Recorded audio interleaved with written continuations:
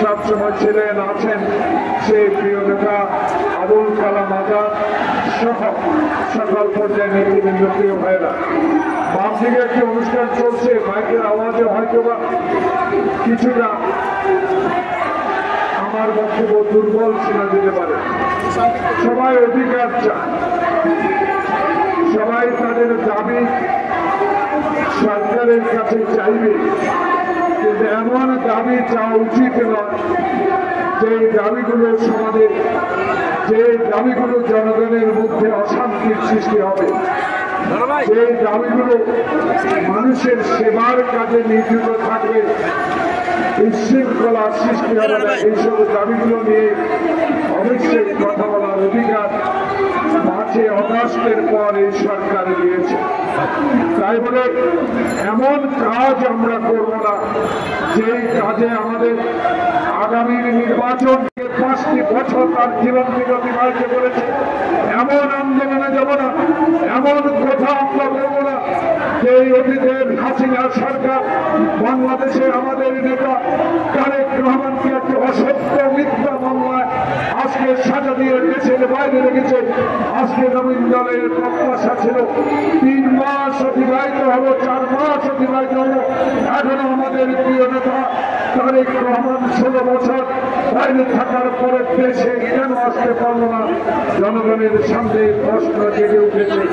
যে ভাইয়েরা, নবীন দল আজকে প্রত্যাশা করছে এই সরকারের কাছে, আসুন আমাদের প্রিয় নেতা সহ বাংলাদেশের 40 লক্ষ মামলা দায়ের করেছে শেখ হাসিনা। আওয়ামী লীগ সরকার যেখানে আয়না ঘর বানিয়ে আমার মায়ের সন্তানকে পৃথিবী থেকে চির বিদায় দিয়েছে, আজকে সেই সরকার আর নাই। এখন আছে জনতার বিপ্লবের সরকার, এখন আছে ছাত্র বৈষম্য আন্দোলন। সেই ছাত্ররা 2000-এর উপরে রক্ত দিয়ে বাংলাদেশে কথা বলার অধিকার ফেরত দিয়েছে, আমার ভাইদেরকে কথা বলার অধিকার দিয়েছে। এই সরকারের বিরুদ্ধে এখন কথা বলার সময় নয়, এখন কথা বলার সময় সকল মামলা প্রত্যাহার করে দেশ বাংলাদেশের জাতীয়তাবাদী শক্তির পুরুষ তারেক রহমানকে দেশে ফিরিয়ে আনা। আজকে প্রায় সরকারের কাছে আবেদন জানাবো, আমরা তো আপনাদের বিরোধী নয়, আমাদের রক্তের বিনিময়ে আমাদের আন্দোলনের ফসল আজকের এই সরকার। এই সরকারকে আমরা সহযোগিতা করতে চাই, কিন্তু সরকারের কাছে আমাদের দাবিও থাকবে। যেখানে আমরা হাঁটু পানিতে দাঁড়িয়ে রাত কাটিয়েছি, যেখানে আমরা কবরস্থানে ঘুমিয়েছি, আমরা যেখানে মামলা কাঁদিয়ে এক ডিস্ট্রিক্ট থেকে আরেক ডিস্ট্রিক্টে ঘুরিয়ে বেরিয়েছি, সেখানেও পুলিশ গ্রেপ্তার করেছে, অত্যাচার করেছে, আমাদের মেরুদণ্ড ভেঙে দিয়েছে। প্রিয় ভাইরা, এই সরকার জনগণের সরকার, এই সরকার শুধু নির্বাচনের সরকার।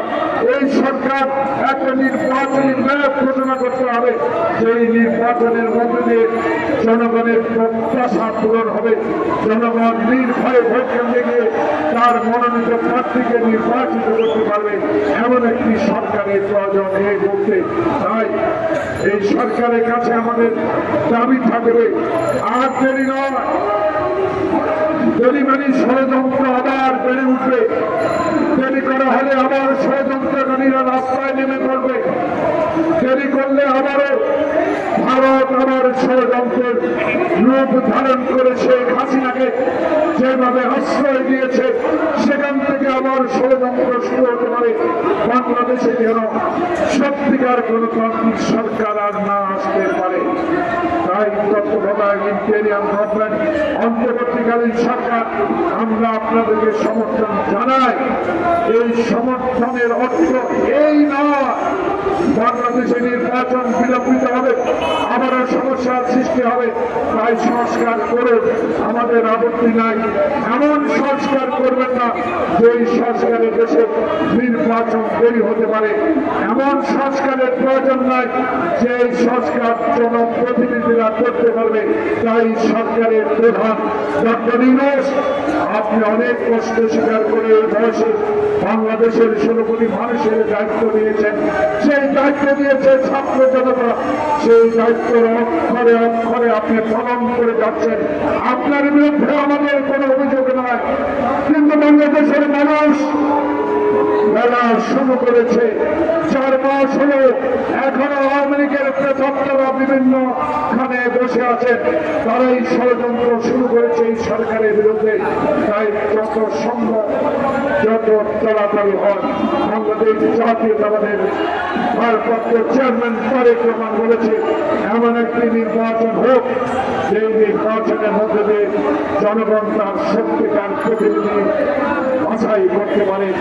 এমন নির্বাচন হোক সেই নির্বাচনে এমন একটি রাজনৈতিক দল ক্ষমতা আসুক যারা বাংলাদেশে অতীতের মতো আমার বাবার দেশ, আমার পিতার দেশ, আমি গণতন্ত্র রাখবো কি রাখবো না সিদ্ধান্ত নেবে এমন দল বাংলাদেশে যেন আর ক্ষমতায় না আসতে পারে। বাংলাদেশের মানুষ আপনার কাছে কি চায়? আপনাকেও শেখ হাসিনা বলেছিল টুস করে আপনাকে পদ্মা সেতু দিতে ফেলে দিবে, আপনাকে লিফট বন্ধ করে দিয়েছিল, আপনার বিরুদ্ধে সেই মামলা দায়ের করেছিল, আপনাকে প্রতি সপ্তাহে কোর্টে হাজিরা দিতে হয়েছিল।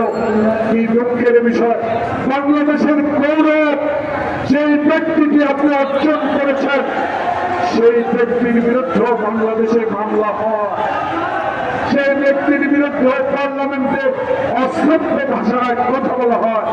প্রিয় ভাইয়েরা আমার, তাই আজকে জাতীয়তাবাদী শক্তির 2 জন অতন্ত্র প্রহরী আমার বাপ পাশে বসে আছেন। আজকে আমাদেরকে সজাগ থাকতে হবে, চোখ খোলা রাখতে হবে, নাক কান খোলা রাখতে হবে। বাংলাদেশে আবার ষড়যন্ত্র শুরু হয়েছে, কারণ এই ষড়যন্ত্রকারী যিনি দাবি করতেন আমার বাবার দেশ, সে কিন্তু বেশি দূরে না, সে বসে আছে হিন্দুস্তানে। তাকে আনতে হবে, তার বিচার করতে হবে। আয়নাগর যারা তৈরি করেছে তাদের বিচার করতে হবে বাংলাদেশে। ভয় কিসের আপনার? ডক্টর ইউনূস, আপনার ভয় নাই। বাংলাদেশের লাখো জনতা আপনার সাথে আছে। একটি কারণে বাংলাদেশের 16 বছরের অবৈধ শাসন, বাংলাদেশের সাংবিধানিক প্রতিষ্ঠানগুলো ধ্বংস করে দেওয়া থেকে আপনি ধ্বংস করে দেওয়া পথ থেকে আপনি আমাদেরকে বের করে এনেছেন ছাত্র জনতার আন্দোলনের মধ্যে দিয়ে। তাই আপনার কাছে দাবি তারেক রহমানের মামলা প্রত্যাহার করতে হবে, বাংলাদেশে একটি সুষ্ঠু নির্বাচনের ব্যবস্থা করতে হবে, যেটা তৈরি নয় সহসাই করা দরকার। তাই আমার নেতা তারেক রহমান বলেছে আমি এমন এক নির্বাচনের মধ্যে দিয়ে আমার দল ক্ষমতা আসুক সেই নির্বাচনে মৃত ব্যক্তি ভোট দেবে না, দিনের ভোট দিনে হবে, রাতে আর কোনো ভোট হবে না।